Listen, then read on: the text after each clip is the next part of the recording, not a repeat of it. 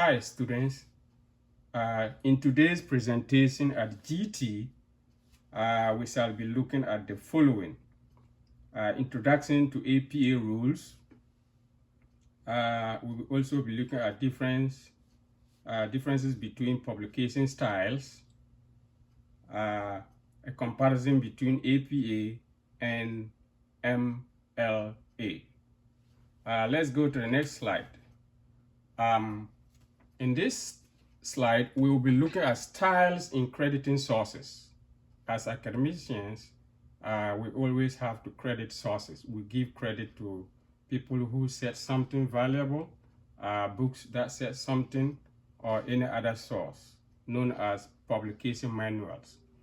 We often hear APA, but APA is not the only source of crediting scholarly work. We have more than just APA. Today we will take this chance to know other crediting sources. One of them is the Modern Language Association, MLA, the American Psychological Association, APA, the popular one, the American Medical Association, AMA, and the Chicago Thurbian style.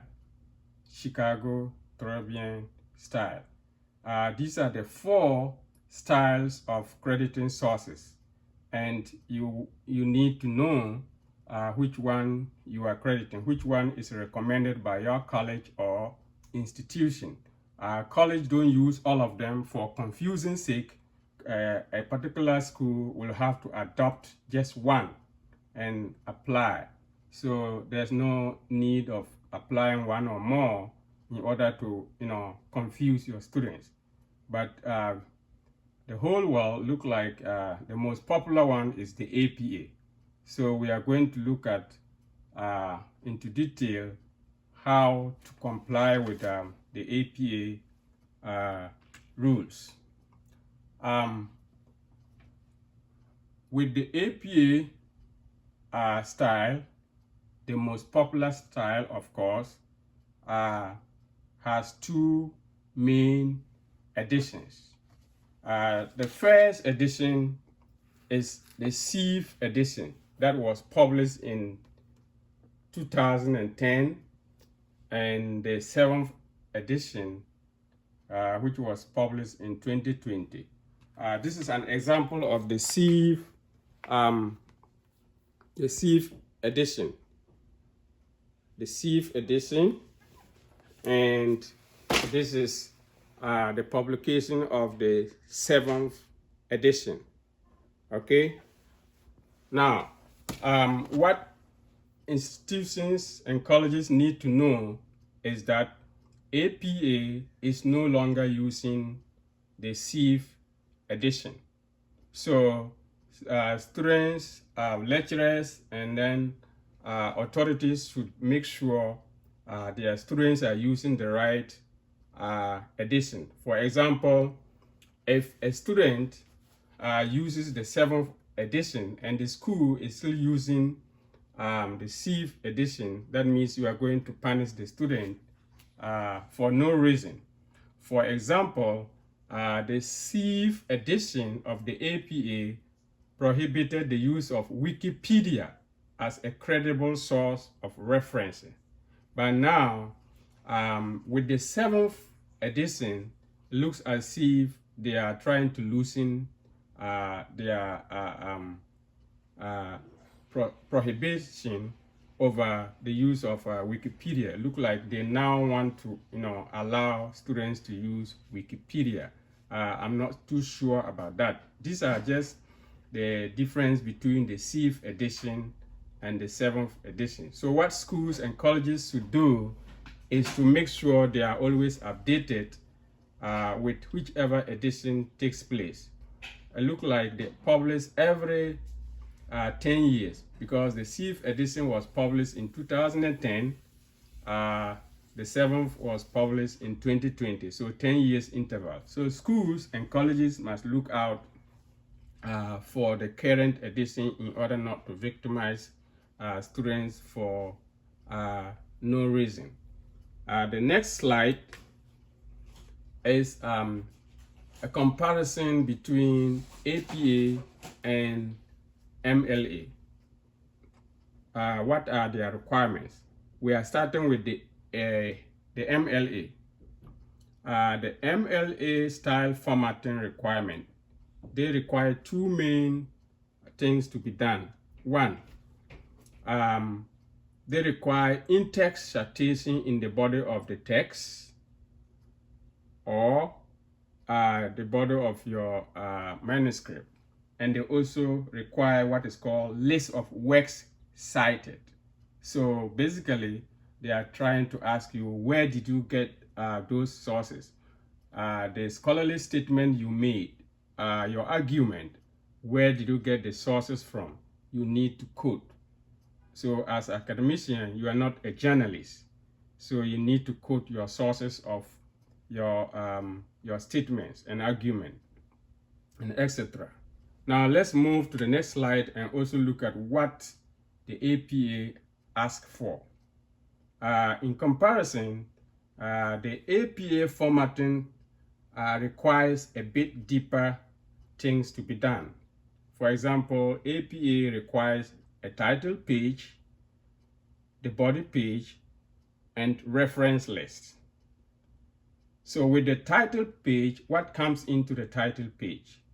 There must be a topic, there must be institution's name, there must be author's name, and there must be a course code and date. So failure to do this, see all this on your title page, means you are violating APA rules. Moving down to the body page, APA requires every scholar to use New Times Roman, double space with 12-inch font size. Again, on the body page, the APA expect that there should be, to format it, there should be New Times Roman. You have to double space it using 12-inch font size. And also, on the body, there must be an introduction, main body, and conclusion. And the last but not the least is reference list. Whereas MLA call it works cited, APA calls it reference list. So you must note the difference. And then when you are formatting the reference list, what you need to do is to run them alphabetically. They need to be formatted, organized alphabetically. Don't just somersault references anyhow. They need to be referenced in an orderly manner. So as a lecturer or professor, when you take a student's work, this is what you have to look through, skim through the work and make sure all aspects of APA are met. Other than that, the student has violated one or two rules of the APA. Next slide, what to look at. What to look at. In this presentation, we will be looking at what is plagiarism, the concept of plagiarism. We'll also be looking at how to avoid plagiarism, and how to do the right thing. And third, we'll also be looking at types of plagiarism, okay? Types of plagiarism. And then fourth, we'll also be looking at punishment for the act of plagiarism. And it is in 2 tiers. We are going to look at all those in the next slide.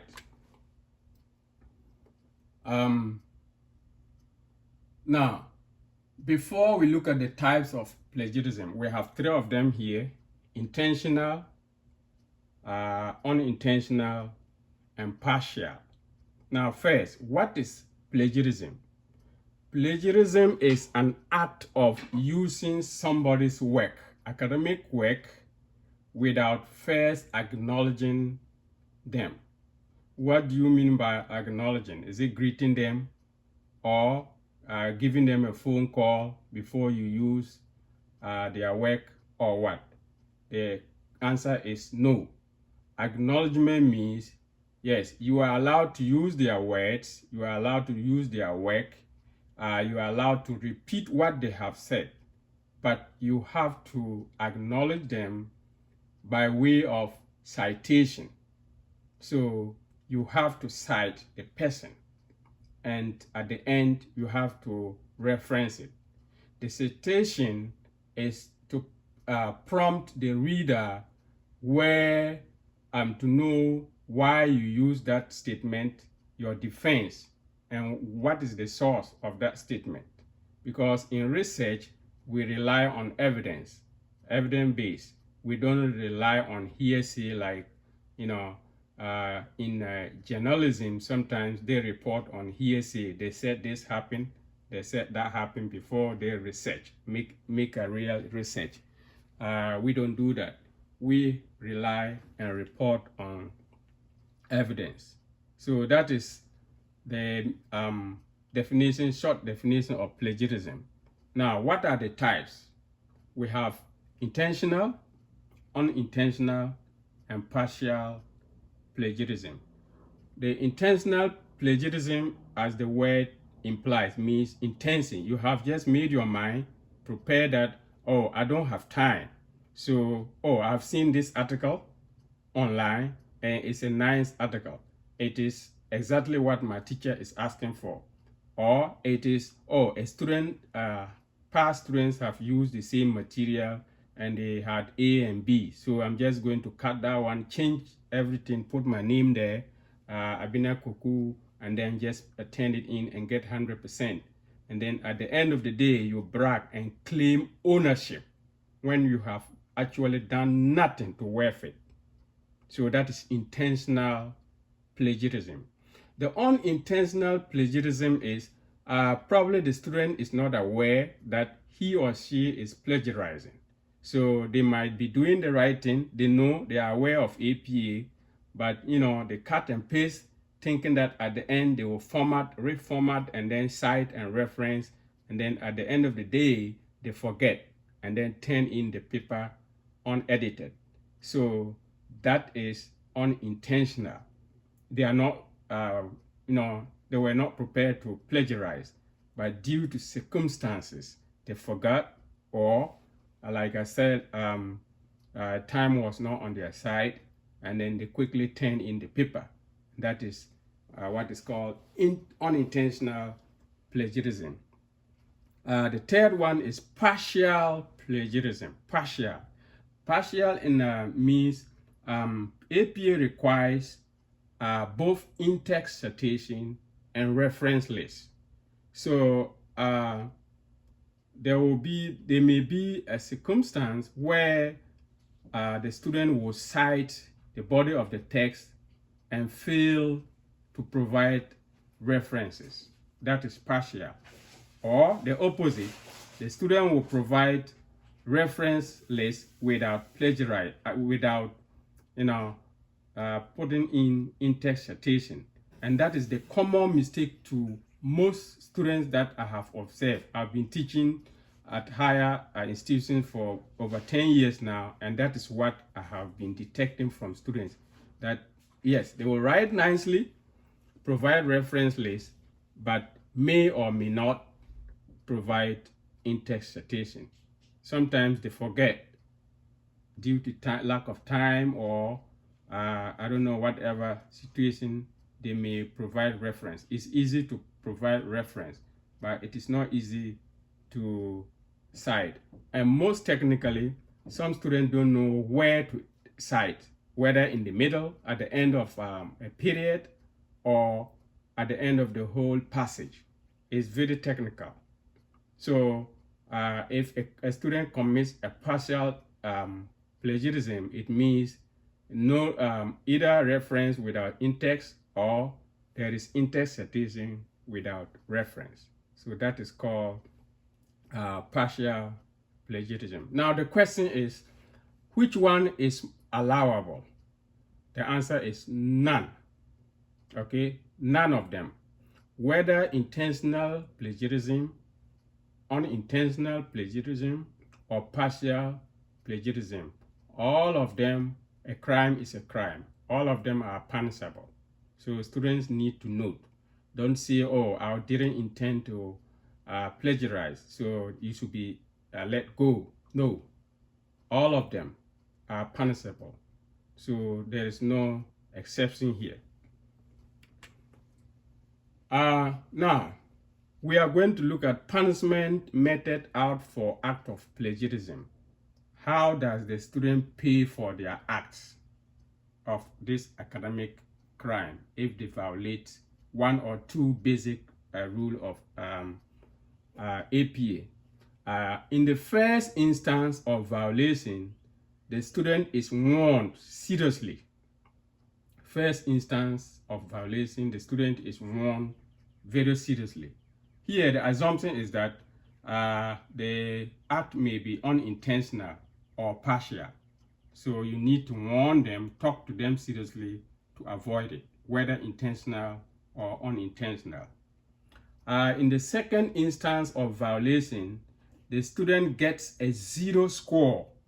Again, the student gets a 0 score in the assignment or the entire course. So if, for example, the student is taking managerial accounting and the student plagiarizes, is caught with the violation of the rule, the student either gets a 0 in that particular assignment or the student just failed the whole course at the end of the term. So for second instance. Then the third and the last instance is like the student is not listening. He or she is incorrigible, notorious, right? Probably the word notorious is not the best, but incorrigible, okay? The last instance, the third instance, is that the student faces academic board for defense or for dismissal with the last. So if first you are warned, you don't listen, you don't change. Second, you repeat. And then the third one, then it becomes a habit. So at this point, no forgiveness. You have to either face the academic board to defend yourself, or you dismiss yourself or pack your bag and baggage and leave the school because you are not fit to be there. But now let's note here, this victimization rule depends on the college. Some institutions even put in more stiffer punishment, more than what I just gave here. And some schools maybe may reduce it, but this is the standard punishment for an act of plagiarism.